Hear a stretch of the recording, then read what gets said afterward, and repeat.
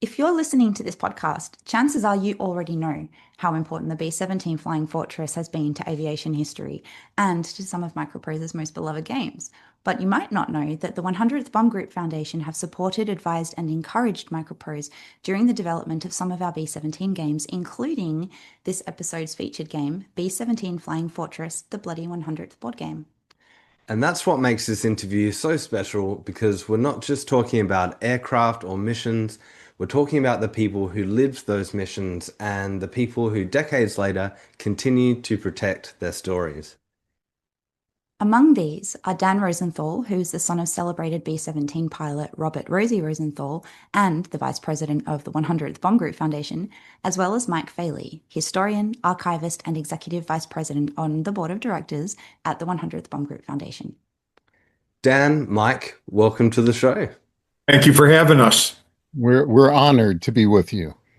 We're honored to have you. To start us off, could you both tell us about the origins of the 100th Bomb Group Foundation? It really began in the 50s with my father just reaching out to all of the veterans within the group to find out how they were doing, because back in those days with post-traumatic stress syndrome, it wasn't really known as that back then. So they only could rely on one another. And my father was quite well aware of that. And that's where it sprang from. And it began as an association. And then over the years, it developed into an incredible foundation.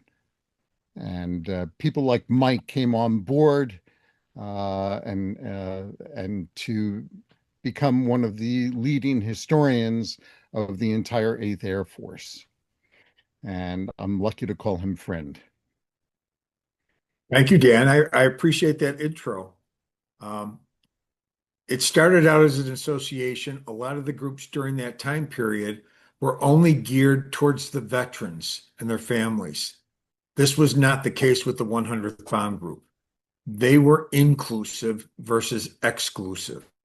They allowed anybody that had a passion for the history of the 8th Air Force and the 100th Bomb Group to join their organization and be part of what they were trying to do, which was keep the legacy and the history of the bomb group and the 8th Air Force alive and well for future generations.